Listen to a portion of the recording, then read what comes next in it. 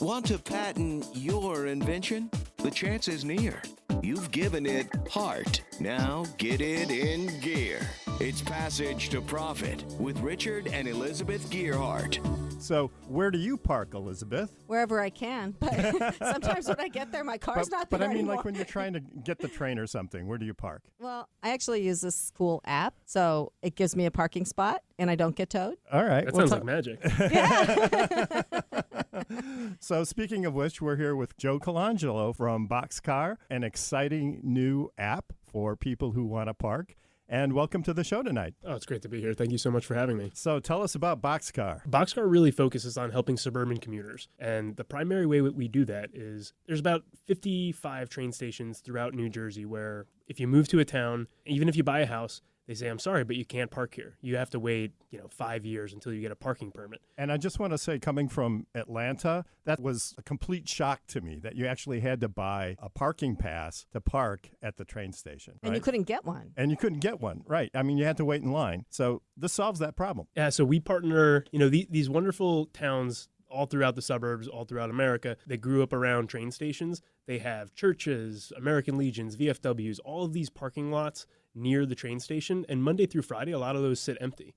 And so kind of like Airbnb helps you monetize an extra asset, like a house. We partner with those property owners, and a lot of them are churches and nonprofits, and we rent out their parking. So as a commuter, you can download the Boxcar app and you can reserve a parking spot in over 35 towns for $5, $6, $7 a day and have a guaranteed spot no matter what time you show up to the train station in the morning, and know that your car is safe. And then we take that money and we give 75% of it to the property owner. So do you have any requirements about parking headfirst or backing into the spot? No. Is that a big problem for you, Richard? Well, it kind of. I have never backed into a spot in my entire life. Yes, you have. When I can't do it, I they know. say, You Richard, come asked me back to the do it car the other for me." day. What if you have to make a fast getaway? You never know. Yeah, so you've really grown this pretty quickly. Thanks. When did you start this business? Early 2016, I really started thinking about this as an idea. This was a very solid idea, the same way that other companies and marketplaces had rented out physical assets and met them with consumer demand and taken a commission in between. Why hadn't someone done this for parking? So I spent 6 months basically looking at every single person who had tried to do this. And every Airbnb for parking, had failed, and I wondered why. So I spent time calling them, asking them why they failed. I rented my first parking spot, which was my driveway, in late 2016. March 2017, I left my job, started doing this full time, and we launched our app in April 2017. And how many users do you have now? Over 6,000. Wow. So how did you get so many people so fast? First off, our product is 10 times better than the competition, because in towns where you can't park, any parking spot, no matter the cost or distance, is a 10 times improvement. And so for every parking spot we get, 6.5 people use it on an annual basis. So we have 1,000 parking spots. We have about 6,500 customers. And, the way that we're able to do that is we've got a lot of marketing channels, but a lot of the towns help us out with getting the word out because they want to solve their problem as much as we do. So for our listeners who are going, wow, this is so cool, where can I get it? It's Boxcar app, like Boxcar, like train Boxcar app. Yeah. If you search the App Store, Apple iPhone, or Android, just the word Boxcar, we're the first result. So do you go out and make a deal with the church or the grocery store parking lot ahead of time? How does it kind of work from the back end? Yes, people don't just start showing up and they're wondering why their parking lot's suddenly full. So we'll call them and we'll say, hey, here's what we do. We do it in nearby towns or nearby properties. You have these 20 extra parking spots. We think that might make you up to $2,000 a month. And here's the very easy agreement to sign. We can cover you under our insurance policy. And if at any time you don't like this, we'll turn it off. But these are your parking spots. You can tell us what to do with them. But if you do choose to go with Boxcar, you're not going to have to lift a finger. We handle the technology, the payments, the customer service, dealing with the municipalities, and you just have to worry about getting where you're going to send that money at the end of the month. Wow, you thought of everything. Has anybody's car ever been stolen or damaged? Whose responsibility is that? It's very much like commercial parking lots. You're parking at your own risk, but we've done over 100,000 parkings now, and so far, no major problems. Every once in a while, I think, wow, somebody should do this. I honestly never thought about this, and I'm just wondering, how did you come up with this idea? What brought it to forefront of your mind? I think coming up with ideas is something that a lot of entrepreneurs struggle with. And, there's this idea that they have to come up with a really good one and then invest a lot of resources behind that. I don't think that's how it generally works. People even look at Mark Zuckerberg and they say, of course, a social network that was exclusive, like what a great idea. They don't realize that he had built over 10 different apps and launched them to the world. He built an app that connected his father, who was a dentist, with their patients. We often don't know which ones are going to succeed. And so by trying them and giving them parameters to succeed or fail, eventually he tripped into one, which was an evolution of Face Mash that made a lot of money. I think that some of the best ideas are in very uninteresting places where not a lot of people in technology are looking. And so the suburbs to me is a really exciting place because I live there, I grew up there, and I think that a lot of people who are founding technology companies completely ignore the suburbs. And so by focusing there, I was able to see a very low-hanging fruit problem. People can't park at the train station. They couldn't park there 10 years ago. They couldn't park there 30 years ago. There's always been a wait list. So a very low-cost way to implement that solution was see if I can get somebody to pay to rent out my driveway, which was real close to the train station. And they did. And so then I found another couple of driveways, another couple of parking properties, and I was able to rent those out too. And I did it all with Excel spreadsheets and email, and I got that up to about $1,000 a week in revenue without any technology other than manually charging people's cards, meeting them at a coffee shop to collect a check, things like that. So it was very manual, and that helped me prove that this idea was worth pursuing. And so once we had $1,000 a week in sales, I was able to say, this is good. I can see that this is going to spread to 55 towns in New Jersey. Another 60 on Long Island, another 75 in Westchester and Fairfield County. And then that's just the start of it.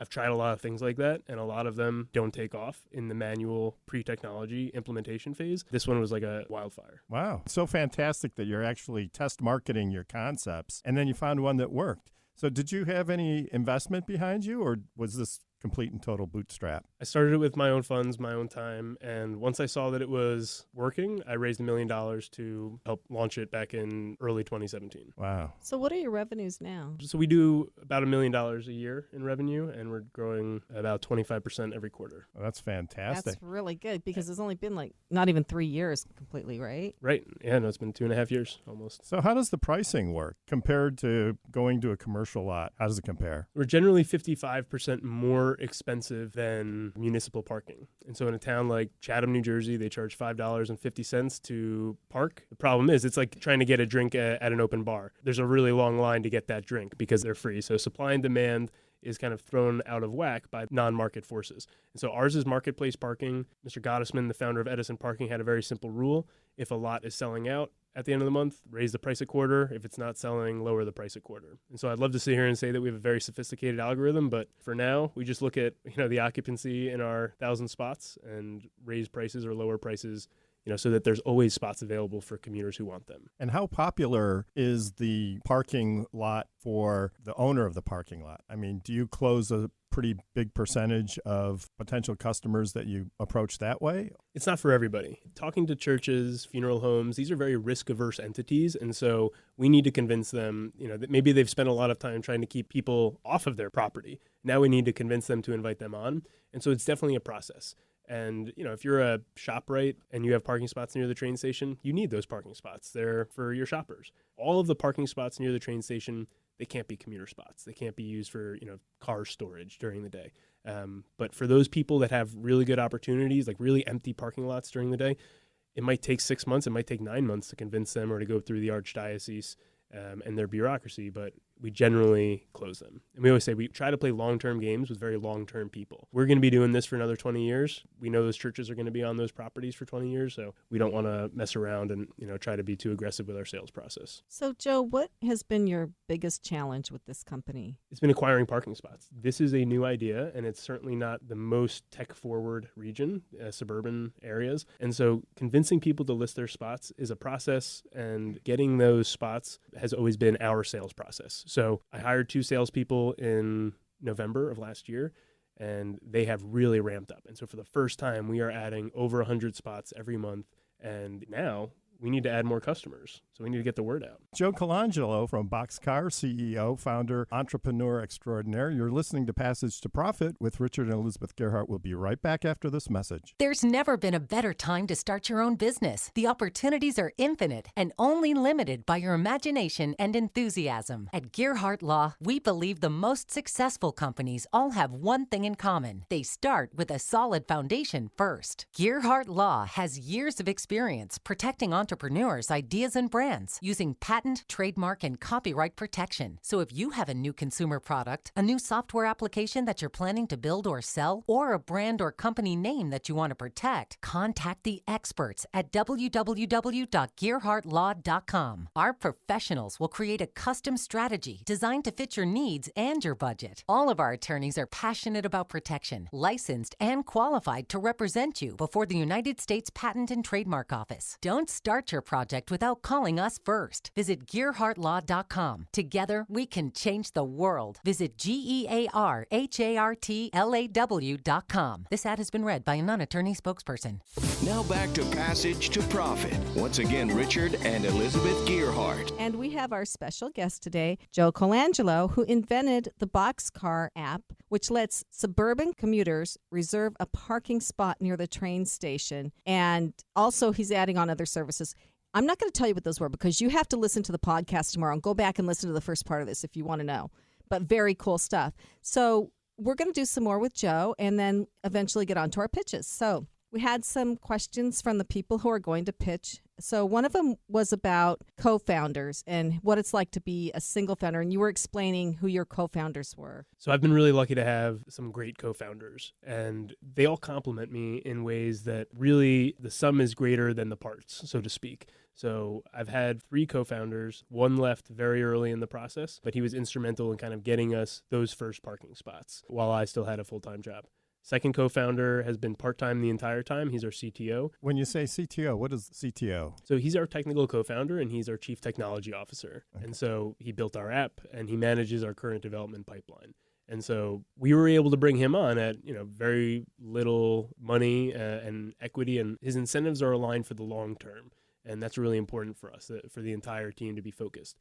And then a co-founder left after 2 years, and he was very instrumental in teaching me the discipline that I needed to grow this company. Because a lot of founders like me, we're optimists, and we see what's coming up and we see the opportunities.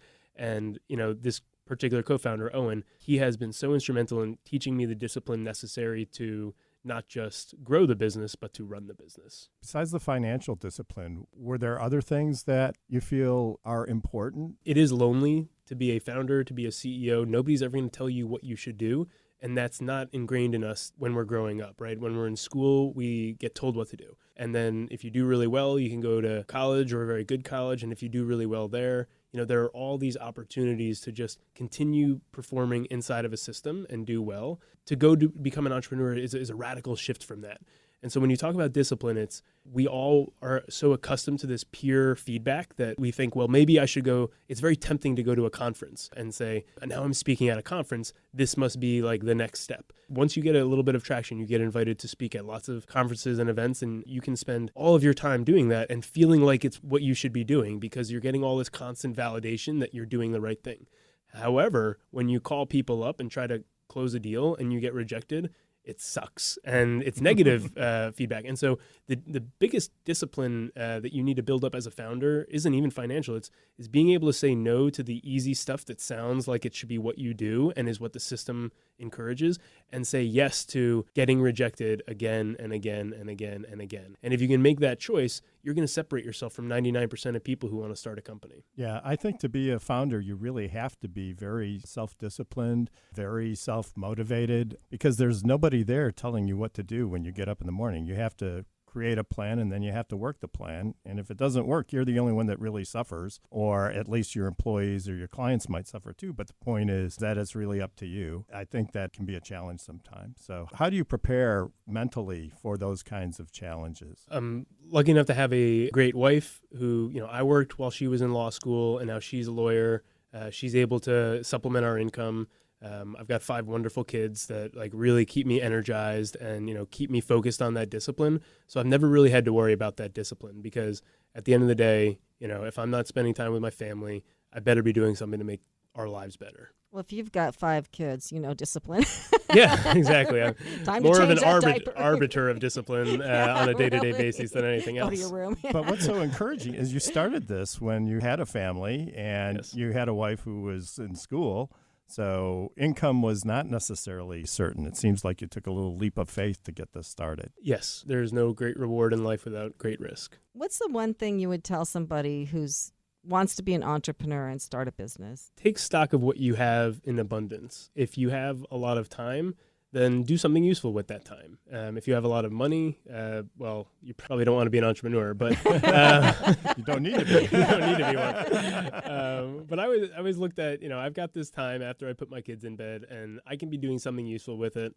I could try a lot of new ideas and be aware of your weaknesses, read a lot of books, and nothing makes up for what you learn when the rubber actually meets the road. So try the thing that you're thinking of. Just try it. Even if it's an ugly product, even if you have to go door to door and knock on people's doors and say, will you rent out your parking spot, and get told no 100 times, just do it. And that's how you find something new that society hasn't discovered for itself yet. Nothing ventured, nothing gained. So you're listening to Precisely. Passage to Profit. We're here with Joe Colangelo from Boxcar this evening, and we have our pitches coming up right after this message. What are entrepreneurs' most valuable assets? Their passion and ideas. We can't protect your passion, but we can protect your ideas. Trust Gearhart Law to protect your ideas with premier patent, trademark, and copyright services. There's never been a better time to start your own business. Contact us at GearhartLaw.com. At Gearhart Law, we have years of experience protecting entrepreneurs' ideas and brands using patent, trademark, and copyright protection. So if you have a new consumer product, a new software application that you're planning to build or sell, or a brand or company name that you want to protect, contact the experts at Gearhart Law. www.gearhartlaw.com. Don't let the wrong protection strategy ruin your business. All of our attorneys are passionate about protection and are licensed and qualified to represent you before the United States Patent and Trademark Office. Don't start your project without calling us first. Contact Gearhart Law on the web at GearhartLaw.com. Together, we can change the world. This ad has been read by a non-attorney spokesperson.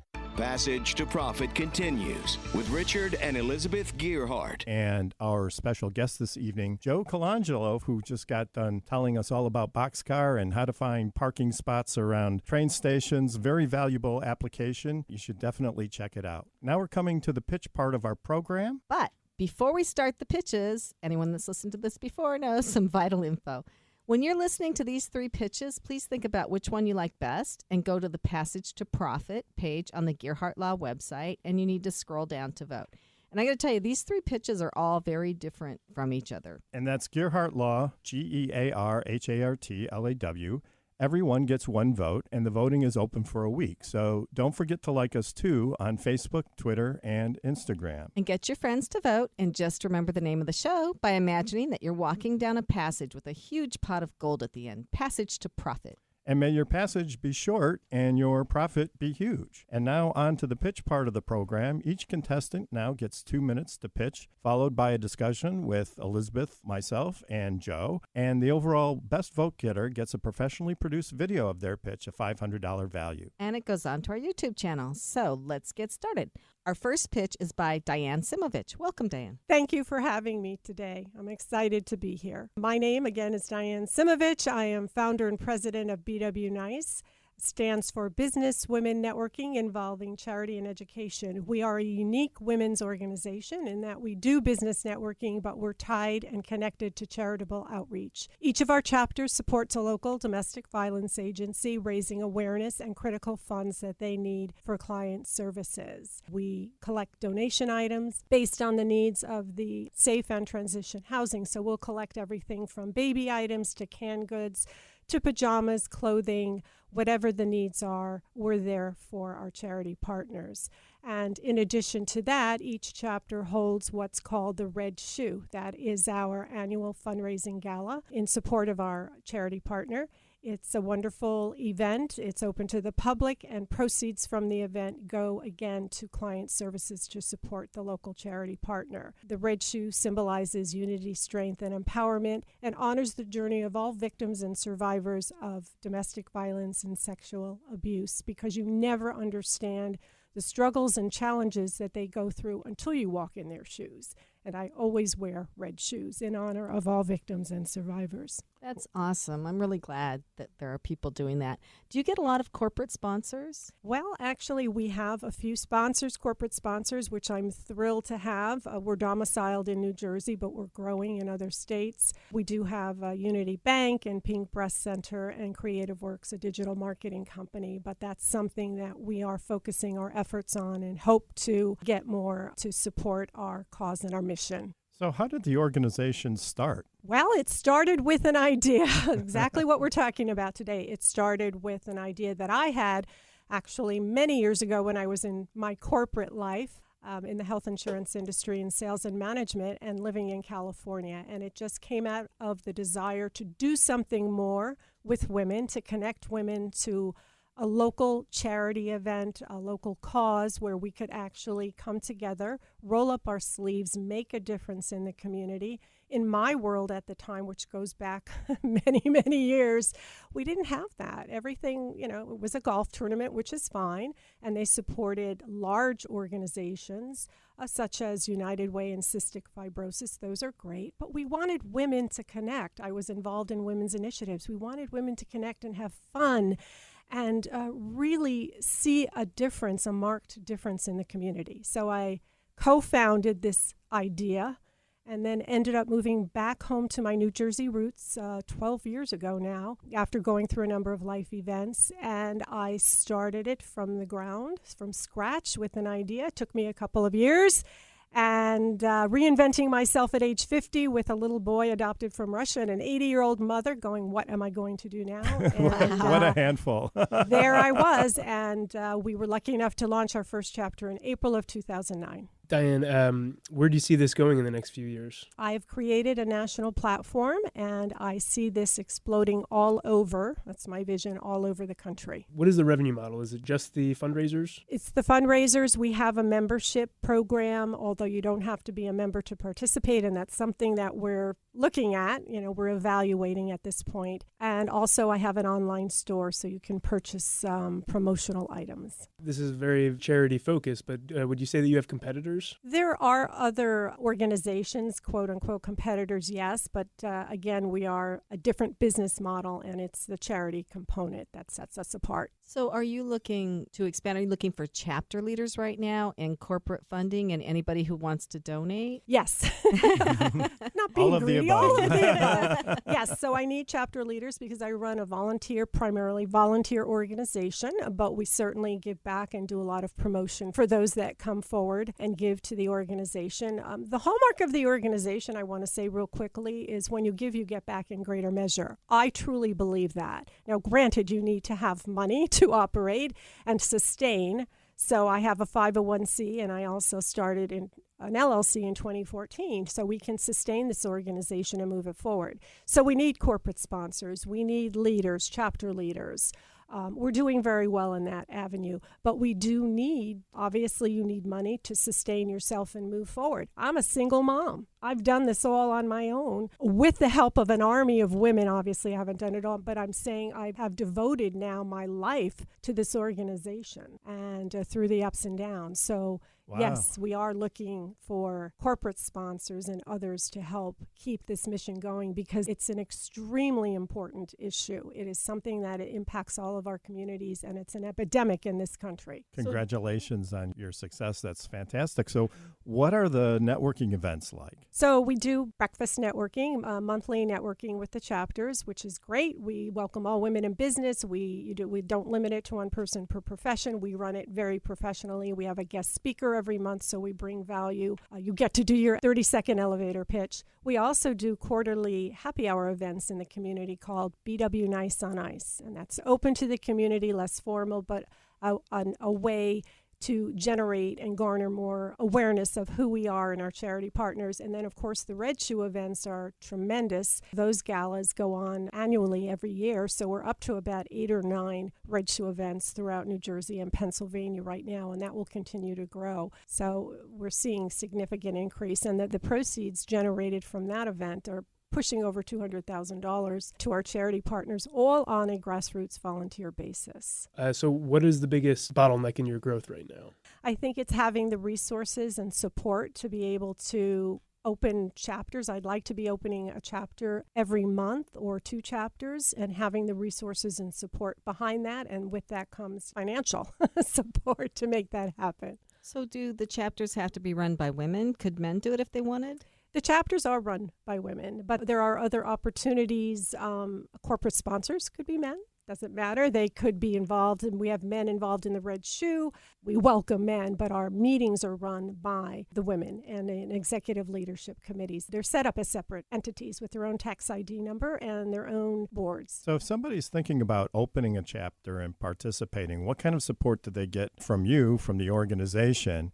And what kinds of things do they need to keep in mind if they want to participate? I have created manuals. I've created everything from A to Z. So I have a chapter toolkit. So somebody that wants to start a chapter or launch the chapter, I will sit down and go through everything that they need to do. Sounds very organized. It's extremely organized, very well branded. You don't have to reinvent anything. I've got the chapter toolkit. I go through and I actually help the entire setup for the chapter, for the president. I do the outreach to the charity partner. We get them lined up with us. So is there one charity partner per chapter? Yes. And who picks the charity partner? I will do the initial research, or it will be a collaborative effort. We'll do our due diligence in the county and figure out what charities are available and if it aligns with our mission. So do the women that lead these chapters and are very heavily involved, have they gone through this process of maybe escaping an abusive partner? Absolutely. 1 out of 4 women in the United States will be a victim of domestic violence in their lifetime. So if you look at these statistics, it speaks for itself. So many women, yes, have been or know of someone who has been a victim.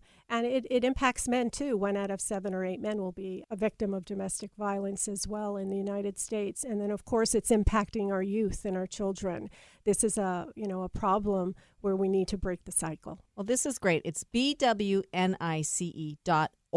So this is a nonprofit organization doing wonderful things all across the communities, helping women who have nowhere else to go. And we applaud you for that. So thank you. We have to wrap up now, unfortunately. So you are listening to Passage to Profit on WOR 710 with Richard and Elizabeth Gearhart, our special guest, Joe Colangelo. If you are just tuning in, the podcast comes out tomorrow. This has been a wealth of information. And if you live in the suburbs, you really want to listen to what Joe has to say and go to Boxcar app. We'll be right back.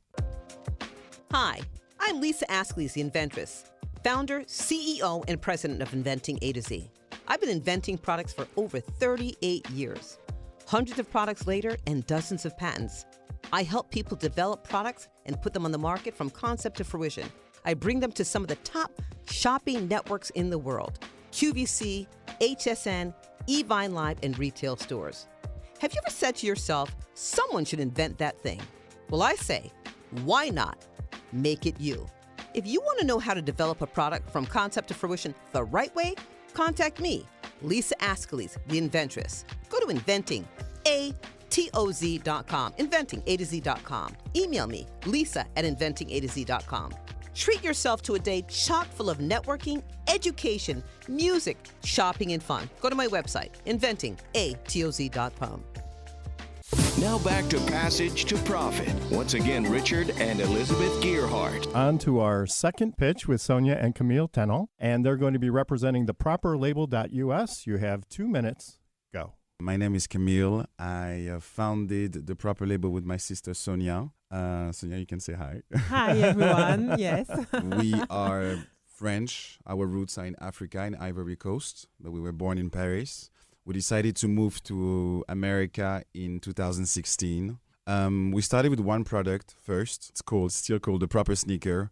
And we had a lot of exposure and celebrities wearing the sneaker. So we decided to move to America. America is the most documented lifestyle in filmography. So of course, we moved to America. And we arrived in New York. It was very difficult as an entrepreneur because we have to learn about the law, the legislation, how to build a company, finding a law firm. On top of it, plus we have the administrative situation, the visa, all of this. So it's very, very difficult. So we had to build this company for the past 2 years. And this is the first month of the launch. So we're very proud of it. So what we do exactly, we manufacture high-end quality basics. And the problem that we're trying to solve is we're trying to reduce clothing waste. it's very important that we realize, and we're trying to also make sure that people understand that we have to think about our clothes, the use cycle of the clothes, and think about what happened to our clothes when we do not want to wear them anymore. And sometimes we think that we're solving this problem because we give them away to Goodwill or charity. But the truth is that it ends up in landfills, mostly in Africa. And it's a lot of chemicals coming from those clothes. So it means water pollution, and also the economy in those countries cannot be developed. So it's very important to understand that when we wear clothes, we need to understand what is the next use, what we're doing after we do not want to wear those clothes anymore. So that's how we decided to build the proper label. So as Camille said, we want to contribute to the reduction of fashion waste and also tell consumers that they can recycle, that it might look like hard to do, but it's not really. So we want to kind of like travel with the consumer and show them how to recycle, when and how, basically, because people feel like it's hard to do, but it's not really hard to do. It can be like buying a cup of coffee every morning, for example. So we really want to go along the way, with the consumer and show them how to do it. Bring awareness, because it's a serious problem. But in an idea of giving value, I think that it's interesting to explain how we build this company. In an idea of providing value, the company is not VC funded. We just thought that along the process, we had a lot of rejection. We started, first of all, by trying to raise money.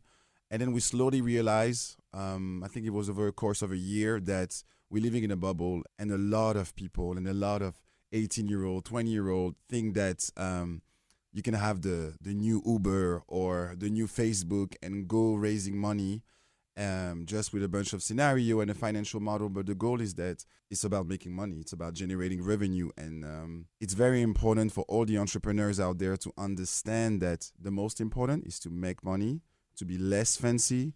I always say that we build a proper label of, I was living in my storage, Manhattan Mini Storage, and we build a proper label from there. Because I couldn't find a place without a social security number. It's very difficult. So I was living there. I had a membership at Equinox. I was going there every day, and we managed to slowly make money producing those sneakers, importing the sneakers here in New York, and then selling them. So I always suggest to just grind, hustle, and not be limited by this idea that we have. We always talk about $1 million. In New York, we're 9 million people, I think, and there is less than 1 million millionaires. Wow. So making $1 million represent only 3%. This sounds like such an amazing and original concept. So I think you're to be congratulated for looking at ways to recycle clothing. Tell me, what are some of the ways that people can recycle clothing, or how does participating in your brand help that happen? It depends. First of all, do you want to recycle clothes, or do you want to recycle sneakers or footwear? If you want to recycle footwear, first thing, you can go on Google and type recycling center next to me, near me. Very important. I believe that in 2019, brands that sell footwear should educate the consumer about recycling, which means sending back the sneakers or sending back the footwear that we do not want to wear anymore. We can go to the Goodwill as well and give our clothes. Very important to wash them before giving them. It's very important. I think the purchasers would agree with that. But Definitely. And then participating with the proper label.us, what we do, we have a take-back system. Very easy, very seamless. You go on the website, you just program a pickup. So far, we started with New York locally, and then we will extend to the West Coast. But you go on the website, take-back system, and then you can send back your clothes. So then what do you guys do with the clothes that you get? So we take them to our sourcing facility. So we partner with Wearable Collections. They're based in Brooklyn, and then they sort the clothes. And there is some clothes that we can use in our supply chain again to turn them into new clothes. And there is some that goes into another sorting facility, and we turn them into a sofa or a pillow, or the rest we have to destroy, the one that we cannot recycle. And some also are giving back to charities, because some clothes are still wearable, basically. Some people don't know it, so they will take them to give it to charities. How many shoes have you sold? We sold already more than 400 pair of shoes since we started. And so this is your original design, and then part of the branding is the recycling of those shoes after the consumer is done with them. Yes, so basically what happened with the shoes is that when we have a consumer that buy a pair of shoes, what we want to highlight is that you have to buy, but buy wisely, which means that, let's say, for example, you have a white pair of shoes, and after that, it's not as white as it would anymore, for example. You can send it back to our factory. We can renew them. So basically, we don't want to push people to buy more. We want them to buy wisely. So instead of buying a new pair of shoes, you can renew your own pair of shoes. Wow, I wish you guys had been around a few years ago. I had this pair of shoes I just loved, and you know what? I wore them out. Yes, that's the thing. Yeah. Because also when you buy a new pair of shoes, sometimes it's hard to, in French, we say faire la chaussure, which means that it fits you so well sometimes. When you have a new one, it's hard to, make them fit again.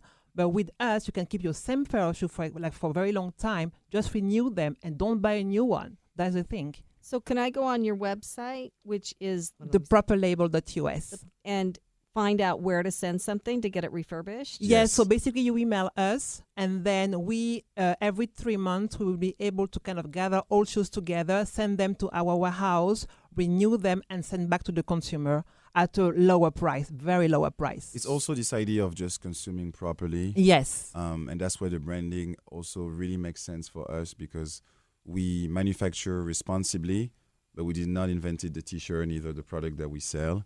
But it's more about consuming and thinking properly, taking the time. It's better to spend a little bit more dollars on a nice, handmade, good quality, organic cotton T-shirts than going for fast fashion that gives you the feeling that you buy high-end clothing while it's not good quality, and the workers that work behind and make those clothes are suffering and are being paid poorly.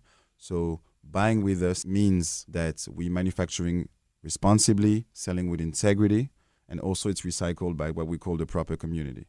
And so what do you do when you recycle the shoes? So when we recycle the shoes, we split the shoes in twos, okay? There is the leather. So for example, our leather is a byproduct of the meat industry. We have also a vegan line, but we take the leather and we recycle the leather. The rubber, it's a little bit more difficult, and we are spending right now trying to understand how we can find an alternative of the rubber, because it's very difficult.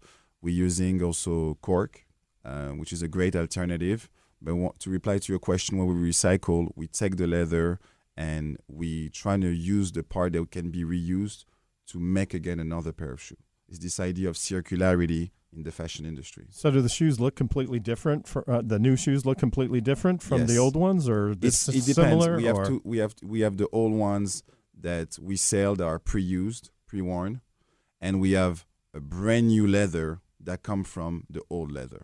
What is your biggest pain point right now? What do you really need the most help with? What would get you over the hump in being like millionaires? They may already be millionaires, by the way. They're dressed very well. It's very important because we always talk about the million all the time. And again, just making six figures already is amazing. And I want all the entrepreneurs to understand this. The million, it's not easy. It takes time, and we have to deploy patience. Now, to reply to your question, I believe that what would help us now with exposure, and that's where marketing comes into play and the cost of acquisition. But I think that one thing that we do for the company that is very interesting is that we behave as a media company, which means that most of the brands take 900 pictures of the same products on social media and post it. So they want to take. We're trying to give. So we make utilitarian content or entertainment, valuable content on social media on a daily basis. And a couple business questions just to kind of get a better context of your business. What do you think you're going to be selling per month now that you've launched? How many shoes? We're building slowly. I understand the approach of numbers and how many shoes and everything, but we behave more like a community, right? So we don't really talk about customer. We talk about community members. So it's a really slow process. Yes, we have projection, but we're trying not to be driven by this. It's a little bit like when you raise money, instead of actually doing what you love, you just focus on becoming the best operator for the next funding, the next raise. And it's not something that we do. We have 100% equity of the company. So we're really trying to build slowly, taking our time. We're in the business of building brand, not sales. Distribution channels? Mostly on our websites. We think that the wholesale business as it exists right now needs to be reinvented. We definitely need it, but we do not focus on this because I don't know if you've seen in the news, Barney's just filed for bankruptcy. Oh, no. And I think that the wholesale business is very, very, very difficult. We target a a fashion-conscious millennial customer that buys online and loves prescription. So we really build through content and we sell through our online platform. We have a warehouse in Jersey, and that's how we sell. And the name of the website again is? www.theproperlabel.us. Well, I'd like to thank Sonia and Camille Tenon from theproperlabel.us for joining us this evening. It was a fantastic idea. Thank you for having us. Thank you so much. And we'll be right back after this message. There's never been a better time to start your own business. The opportunities are infinite and only limited by your imagination and enthusiasm. At Gearhart Law, we believe the most successful companies all have one thing in common. They start with a solid foundation first. Gearhart Law has years of experience protecting entrepreneurs, ideas, and brands using patent, trademark, and copyright protection. So if you have a new consumer product, a new software application that you're planning to build or sell, or a brand or company name that you want to protect, contact the experts at www.gearhartlaw.com. Our professionals will create a custom strategy designed to fit your needs and your budget. All of our attorneys are passionate about protection, licensed and qualified to represent you before the United States Patent and Trademark Office. Don't start your project without calling us first. Visit GearhartLaw.com. Together, we can change the world. Visit GearhartLaw.com. This ad has been read by a non-attorney spokesperson. Passage to Profit continues with Richard and Elizabeth Gearhart. Now we're on to our third pitch, and it is Vishnu Saran. Welcome, Vishnu. Hi, everyone. This is Vishnu, founder of VoiceCube. We are focused on solving one important problem, that is teaching kids effectively.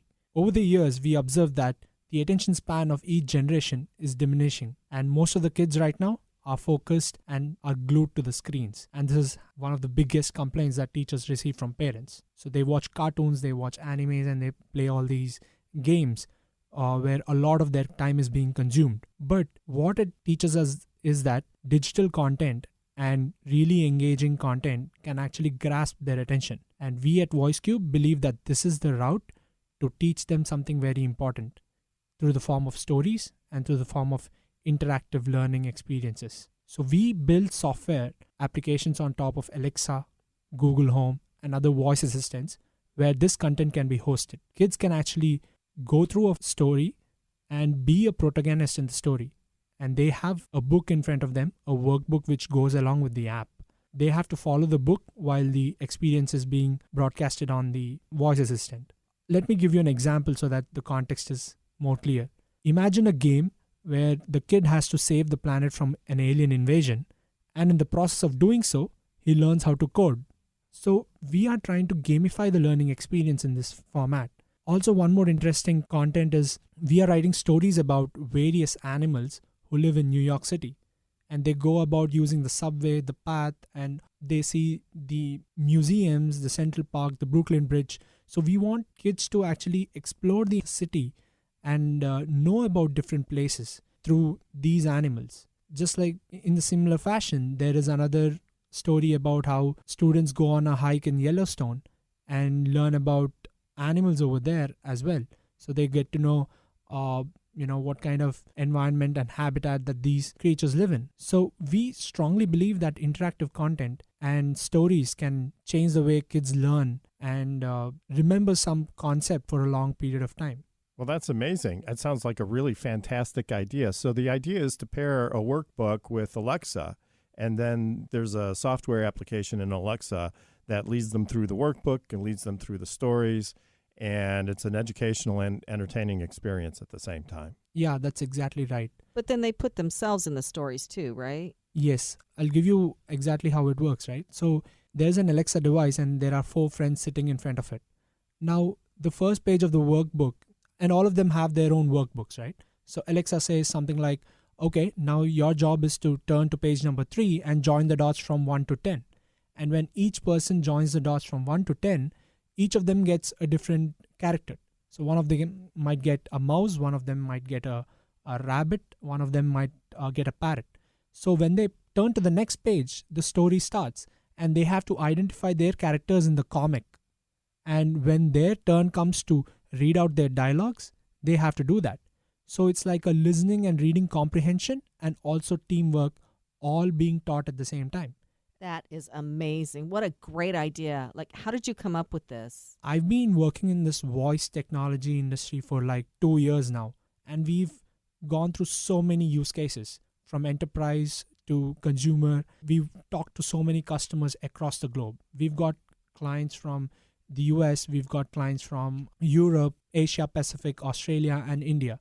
One problem that every geography has, and we found this out in the World Economic Forum recently, is that teaching kids is a huge challenge, and education is the same for the last 30 years. So this is time to, create some disruption in it and use technology to actually make sure that the next generation is learning things differently and is able to not get into this rat race, but focus more on very conceptual level of learning. What stage is your company in right now? We are at a very early stage. We are creating content right now, and we are talking with several schools in the US and in India, where we are getting already a lot of interest to create pilot programs. When do you expect your first kind of voice application to be released? We are doing it in September.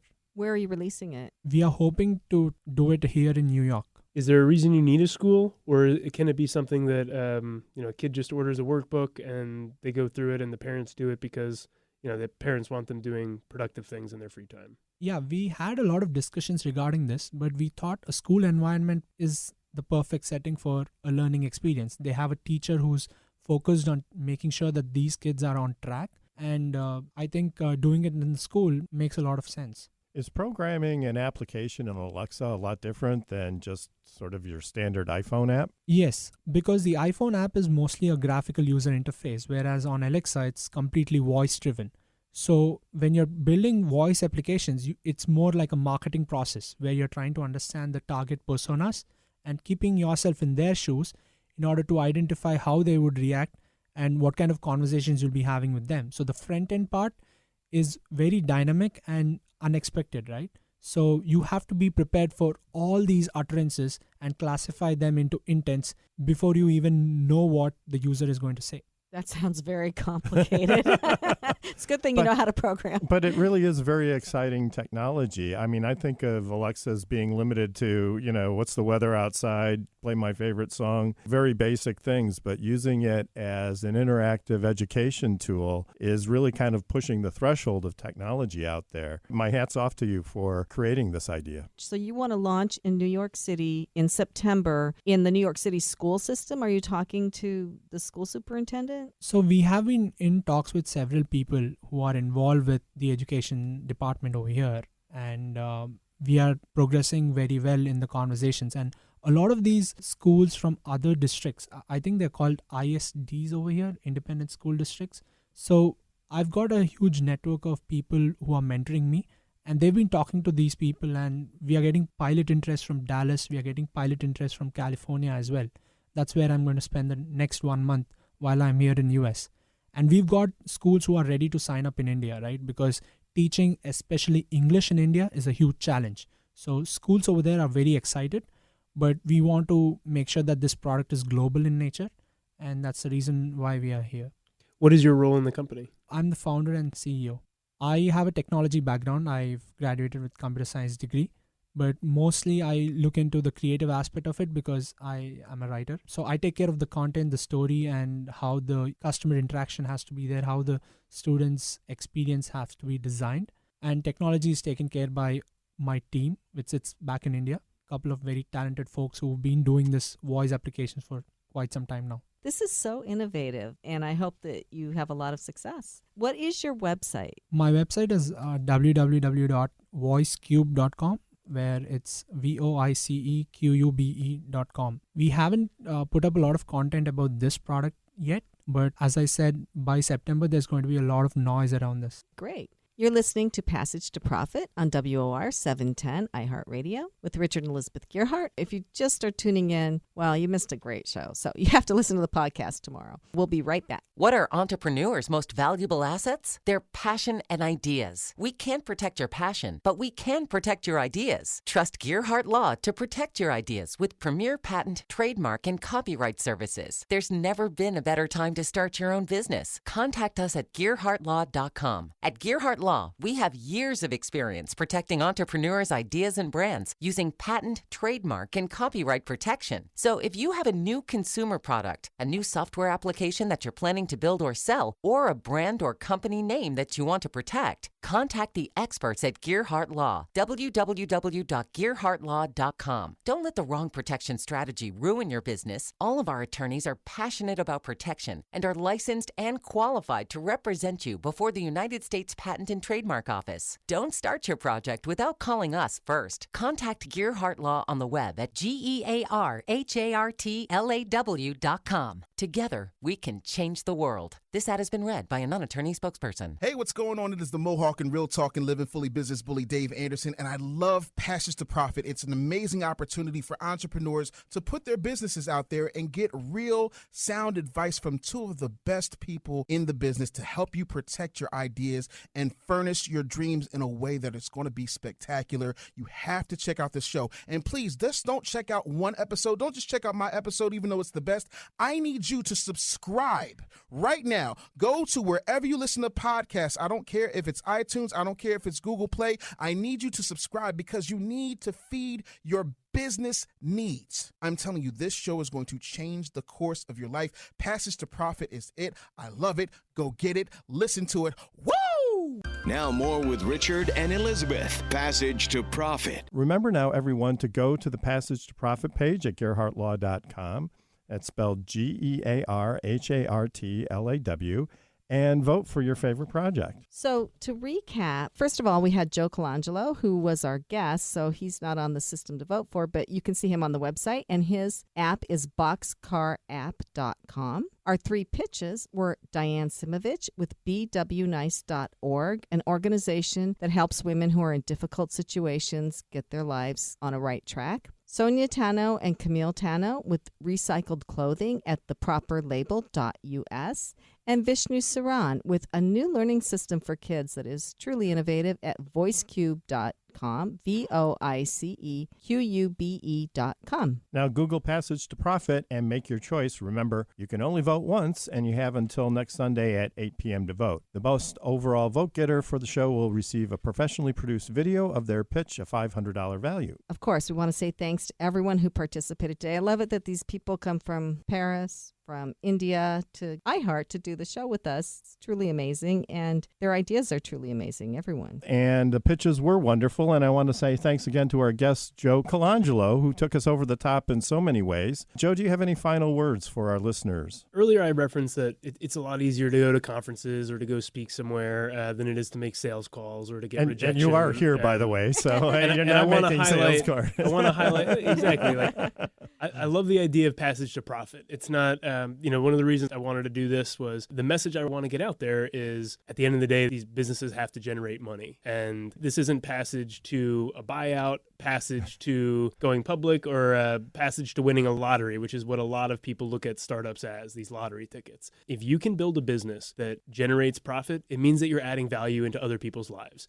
And at any point along that way, if you decide, now's the right time to scale up, now's the right time for me to sell a bit of my baby to someone else, you just got to be really careful that you're not selling it to someone who's going to operate it on their terms, and that they're going to take that value that you created and say, it's either the moon or bust. It's too valuable to destroy. And so be very careful about, that growth and focus on profit. I applaud you guys for the Passage to Profit. I think it really resonates with what Boxcar is doing, and look forward to getting together again in a few years when hopefully we're very profitable. Those are very powerful words too, Joe, and I want to thank you for that. I can't imagine what it would be like to spend all of that time and energy developing a business, selling it off, making a huge profit, but still it not getting into the right hands and it being run by the wrong people, and maybe the values of the business are changed so it's no longer really what you created anymore. And so I think it's a combination of profitability, but it's also a little bit more than that. It's what you put into the business, what the team has put in. It's a big part of who they are, and those things need to be respected as well. We would like to thank our incredible media maven, Kenya Gibson, our amazing producer, Noah Fleischman, our awesome engineer, Rob Barretts, and the whole iHeart team. And listeners, don't forget to join us next week for another excellent speaker and another round of pitches. And you can start thinking about what your pitch will be. And don't forget to like us on Facebook, Twitter, and Instagram. This is Richard and Elizabeth Gerhardt from Gerhardt Law on iHeartRadio with Passage to Profit, WOR 710, the voice of New York.